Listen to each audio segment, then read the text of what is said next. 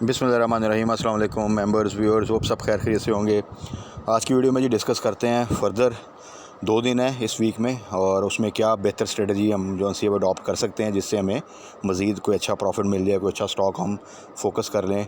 और कुछ जो रिज़ल्ट आए हैं उनका इम्पैक्ट आपने देखा होगा उन स्टॉक्स में स्पेसिफिकली, तो आगे फर्दर उनमें क्या स्ट्रेटजी होनी चाहिए, क्योंकि PSX और KSE इंडेक्स ओवरऑल तो आप देखें तो पॉजिटिव जा रहे हैं, क्योंकि पॉलिटिकल साइड पे चीज़ें ठीक हैं। अभी छोटा मोटा इशू तो चलता रहता है, थोड़ी सी अनसर्टेनिटी रहती है, लेकिन ओवरऑल एक सिनेरियो ये डेवलप हो गया है कि आगे गवर्नमेंट बनने जा रही है। कोई सच ऐसा नहीं है कि जो इलेक्शन है वो कल अदम करार हो रहे हैं, या कोई एमरजेंसी लगने लगी है, या कोई बहुत ही ख़राब सूरत हाल हो गई है। तो जब इस तरह की थोड़ी सी नेगेटिविटी थी कि शायद चीज़ें ख़राब ना हो जाएं ज़्यादा, तो आपने देखा कि मार्केट जो है उसने काफ़ी ज़्यादा प्रेशर लिया था। जैसे ही वो चीज़ें क्लैरिटी की तरफ आई, थोड़ी सी पॉजिटिविटी की तरफ आई, तो मार्केट आप तब से देख लें तो ठीक है। तो कल के लिए क्या स्ट्रेटजी होनी चाहिए, और KSE इंडेक्स स्पेसिफ़िकली और स्टॉक्स जो है उनमें इस वक्त क्या मूवमेंट है, कौन से सेक्टर जो से हैं वो इस वक्त बेहतर परफॉर्म कर रहे हैं या आगे कर सकते हैं, इनको थोड़ा सा क्विकली डिस्कस कर लेते हैं। तो सबसे पहले आ जाए KSE इंडेक्स की तरफ, जिसने आज 484 पॉइंट की पॉजिटिव क्लोजिंग दी है। 63,703 पे जो सा इंडेक्स ने क्लोज़ किया है। वॉल्यूम भी बेहतर हो गए हैं, तकरीबन 64,000 के पास आ चुका है इंडेक्स। इंडेक्स में देखें क्योंकि अब रिज़ल्ट सीज़न भी है तो उसका भी एक इम्पैक्ट पड़ता है। अगर किसी हैवी वेट का रिज़ल्ट अच्छा आता है तो वो एक पॉजिटिव इम्पैक्ट ले आता है, अगर वो नेगेटिव आता है रिज़ल्ट तो वो इंडेक्स को थोड़ा सा प्रेशर में लेकर आता है। पीक पे इस वक्त जो सा वो चल रहा है, रिज़ल्ट जो सा कंटिन्यूसली आ रहे हैं, और ये आपको पता है ये चीज़ें थोड़ा मार्च के मिड तक ज़्यादातर जो है ना वो मैक्सिमम रिज़ल्ट आ जाएंगे, और उसके कुछ अरसे बाद आपका नेक्स्ट क्वार्टर जो है वो क्लोज़ होता है, उसके रिज़ल्ट और तेज़ी से आते हैं। वो विद इन अ मंथ जो है ना रिज़ल्ट कंप्लीट हो जाते हैं, और फिर एक्चुअल जो आपके 2 क्वार्टर ऐसे बनते हैं जो कि थोड़ा सी फोकस करने की ज़रूरत होती है। एक आपका दिसंबर क्लोजिंग, क्योंकि उसके बाद बहुत से स्टॉक्स जो से हैं उनकी एनुअल क्लोजिंग होती है, वहाँ पे आउट्स आते हैं, उनमें मूवमेंट बनती है। और एक आपकी फिर जून क्लोजिंग, जहाँ पे काफ़ी ज़्यादा सेक्टर्स और स्टॉक्स जो से हैं उनकी एनुअल जो क्लोजिंग है वो आपकी जून एंड बनती है। तो वो एक ऐसा जो सा ना एक क्वार्टर होता है, ख़ास तौर पे अगस्त का जो मंथ होता है, कि वहाँ पर अगर चीज़ें ठीक हों पॉलिटिकल साइड पे और बाकी साइड पे, तो एक ज़बरदस्त रैली जो सी है वहाँ पे बन सकती है। और उसी चीज़ को टारगेट करते हुए आपने अपनी जो बाइंग करनी होती है, वैल्यू बाइंग करनी होती है। कुछ चीज़ आपको अभी लग रहा है कि बड़ी लो रेटों पर है और आने वाले 2 क्वार्टर में उसमें बेहतरी आ सकती है, और उसका जो एनुअल क्लोजिंग है वो जून में आनी है, तो उसको टारगेट करके आप चलें थोड़ी सी हिस्ट्री देख के, तो वो एक अच्छी स्ट्रेटजी होती है। बाकी देखें कुछ स्टॉक हैं, जिस तरह मैं अक्सर पाक ऑक्सी का जिक्र करता था। अनफॉर्चुनेटली इस दफ़ा उसने पे आउट नहीं दिया, और अगर आप हिस्टोरिकली देखें तो पिछले जितने भी साल हैं उसने ये फ़र्स्ट टाइम हुआ कि उसने पे आउट नहीं दिया, जिसकी वजह से उसको लोअर रॉक लगा। उसमें देखें अब अगर आपका पे आउट इवन जो है वो एक्सपेक्टेशन से कम है तो तब भी लोअर रॉक ही लगता है। और एक लोअर रॉक लगा जो हमारी बाइंग रेंज थी वो तकरीबन 91 से 93 की थी जब हमने डिस्कस किया था। तो वहाँ से अगर देखें तो उसने तकरीबन 10% का आप कह सकते हैं कि एक डिप लिया, और वो भी कल का दिन था। आज अगर आप देखें तो उसने आपको मैनेज कर लिया, ऐसा नहीं हुआ कि आज दोबारा लोअर लॉक हुआ। अब देखें जो अच्छा स्टॉक है उसमें अगर इस तरह की सिचुएशन आ जाती है तो आप थोड़ा सा वेट कर जाएँ, वो वापस बाउंस बैक कर जाता है, कोई ऐसा मसला नहीं है। मैंने अभी आप रिसेंटली देख लें कि नेट सोल जो है 120 से नीचे गया था, 89 पे आ गया था, और उसके बाद उसका एक रिज़ल्ट अच्छा आया ज़बरदस्त। और आज जब देखें आप सबको याद होगा कि उसका मैंने कहा था कि अब इस दफ़ा इंशाल्लाह ताला 130 तक जाएगा, और आपने देखा कि वो आज 130 लगा लिए। अब अगर कोई जाके 128 पे बाय कर लेगा, 130 पे बाय कर लेगा, तो एक तो वो रिस्क है। अच्छा, दूसरा ये कि अगर आपने कि जब ये 90 के पास जाता है तो मैं हमेशा, बल्कि 95 से नीचे आना स्टार्ट होता है तो मैं कहता हूँ इसको आप टारगेट करना शुरू कर दें। 90 से नीचे है तो वहाँ पर आप कर लें। जिस तरह एवियन को मैं अक्सर कहता हूँ कि 51 52 की रेंज में आए तो कर लें, अगर उससे नीचे जाए तो और बेहतर है और लें। तो अगर सपोज़ आप 52 पे लेते हैं जो कि एक अच्छी प्राइस है, क्योंकि ये एक्सपेक्टेशन नहीं होती कि शायद वो 46 तक भी चला जाएगा, वो बहुत वर्स्ट के सिनेरियो पे उन रेट्स पे जाता है, और वो आ जाता है 47 पे। तो अब देखें अच्छा स्टॉक है, आपने अच्छी प्राइस पे लिया, किसी वजह से और डिप पे आ गया, होल्ड कर लें, वापस बाउंस बैक करेगा फॉर श्योर। अगर पेनी स्टॉक जो से हैं वो उसमें सम टाइम मैंने देखा है लोग 2-2 साल उसको रख के बैठे रहते हैं और यकीन करें उसमें बस वो किस्मत होती है कि वो कोई न्यूज़ आ जाए, कोई ऐसी मोमेंट बन जाए कि वो चल जाएँ, अदरवाइज़ कोई फंडामेंटल्स नहीं होते उसके, ना कोई प्राइस हिस्ट्री ऐसी होती है, ना कोई ईपीएस होती है।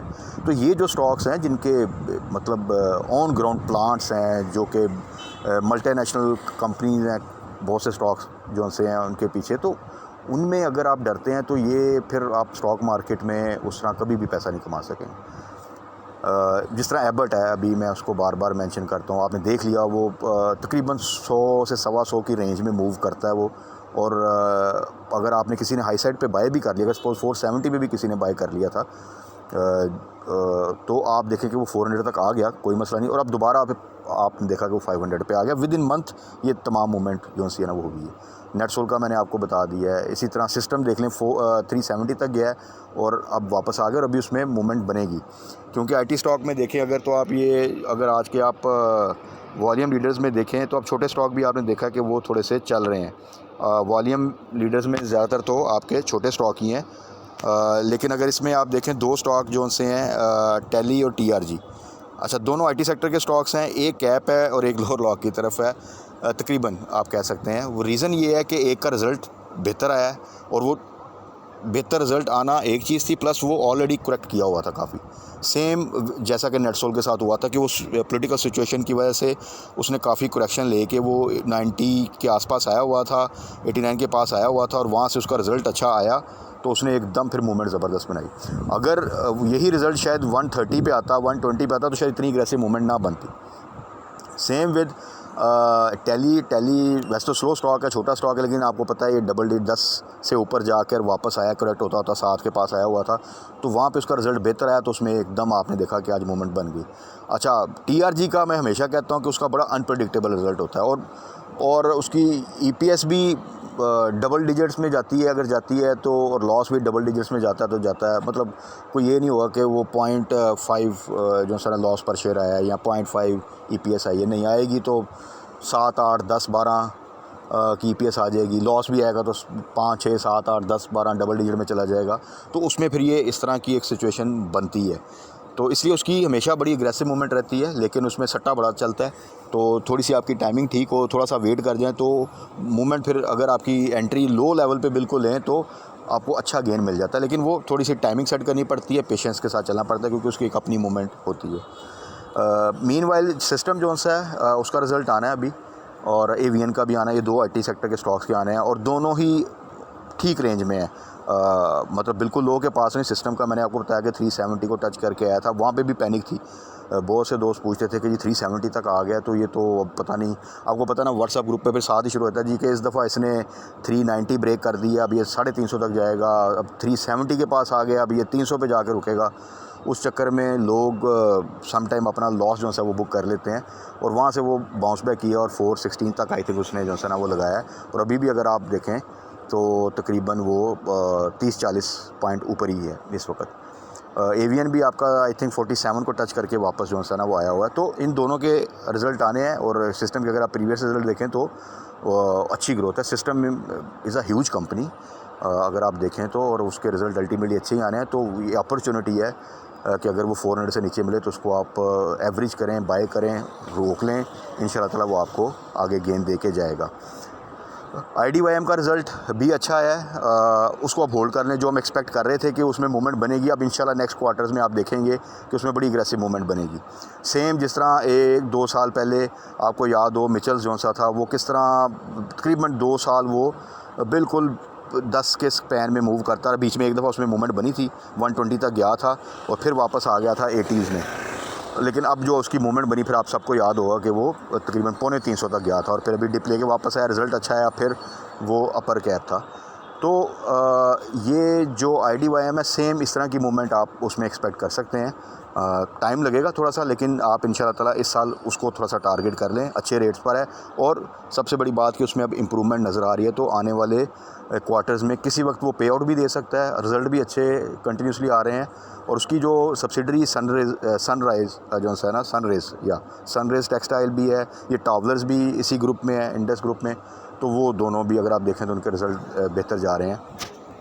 तो इसको तो आप बिल्कुल टारगेट कर रखे हैं। उसके बाद सिमेट्री मैंने आपको याद करें बताया था कि छोटे स्टॉक में आईटी में नया आईपीओ आया था, तो जितनी उसकी वैल्यू उस हिसाब से उसका रिज़ल्ट ठीक आया है, तो उसमें भी ग्रोथ के चांस है। जितनी वो वैल्यू का स्टॉक है 2-3 रुपए का ही आप टारगेट रखें, लेकिन आप ये देखें कि 3.5 रुपये के शेयर में 2 रुपये का मतलब है तकरीबन आपका मोर देन 50-60% का जो है ना गेन बन जाता है। तो which is in percentage was very good.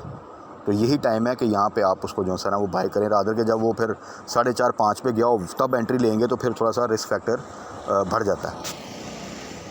तो ये कुछ स्टॉक्स हैं जिनको हम डिस्कस करते हैं, उनको रखें। एफएफएल जो है उसमें भी आपको पता है कि पॉजिटिविटी जो है वो रिज़ल्ट उसका बेहतर होता जा रहा है, तो आने वाले क्वार्टर्स में वो भी अच्छा परफॉर्म करता जो है ना वो नज़र आएगा। 9 से नीचे आए तो बिल्कुल बाय कर सकते हैं। पहले भी आपको पता है कि वो डबल डिजिट में चला गया था, वहाँ से करेक्शन लेके यहाँ पे आया, तो 9 से नीचे उसको आप दोबारा टारगेट कर सकते हैं। यूनिटी का मैंने आपको याद होगा पीछे कहा था जब ये आई थिंक 20 के आसपास था या 19 के आसपास था कि जब 20 से नीचे जाए तो बाय करें। इसमें भी एग्रेसिव मूवमेंट बनती है, सेम जिस तरह पहल जो है अगर वो 21 से नीचे जाए तो उसको भी आप बाय करें, उसमें स्विंग ट्रेड बन जाती है।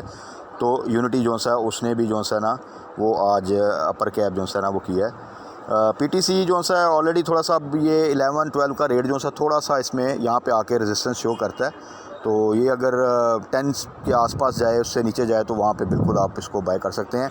लेकिन 11-12 पे थोड़ा सा फिर जो है ना यहाँ पे आके वो रुकता है। तो बहुत से स्टॉक्स हैं अभी भी जो डाउन साइड पे हैं। छोटे स्टॉक मैंने आपको सिमेट्री बता दी है, राइट टाइम है बाय करें। अबव 100 में मैंने आपको आईडीवाई बता दिया है। 300-400 में आपको एबट, तो खैर अब ऊपर चला गया है। खैबर टबैको अभी भी 350 से ऊपर तो आ गया है, 355 पे है।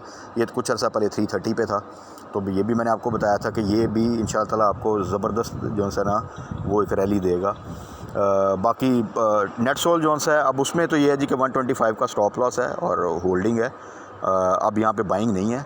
और इसके अलावा एवियन को आप कर सकते हैं बिल्कुल बाय। सिस्टम अगर 400 के पास आता है बिल्कुल बाय कर सकते हैं, उससे नीचे आता है तो बिल्कुल करें बाय।